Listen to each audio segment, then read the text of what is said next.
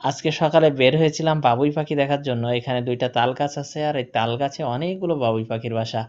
বাবুই পাখির কিচিরমিচির শব্দ শুনে বাড়ি ফিরছি এই মেঠো রাস্তা দিয়ে। সামনে হাঁটতে, হাঁটতে হঠাৎ ঝোপঝাড়ের ভিতরে কিছু একটা নড়তে দেখলাম। আর আমি ভাবলাম এখানে হয়তো কিছু একটা আছে। তবে এসব ঝোপঝাড়ে সাপ থাকার সম্ভাবনা নাই। অন্য কিছু হয়তো হবে। আমি এই কারণে মাঠের এক সাইডে এসে একটু বসলাম। দেখি এইখান থেকে কোনো কিছু বের হয় কিনা। বেশ কিছুক্ষণ চুপচাপ বসে থাকার পর খেয়াল করলাম একটা গিরগিটি, আর এই যে দেখুন সেই গিরগিটিটা, এটাকে গার্ডেন লিজার্ড বলে আর এর বাংলা নাম রক্তচোষা। গিরগিটিটা আসলে হিন্দি শব্দ। এরাই হচ্ছে ঝোপঝাড়ের প্রকৃত সৌন্দর্য। আর এই ঝোপঝাড় দিন দিন কমে যাচ্ছে, এ কারণে এরাও হারিয়ে যাচ্ছে। ঝোপঝাড়ে এরা পোকামাকড় ও পিঁপড়া খেয়ে থাকে।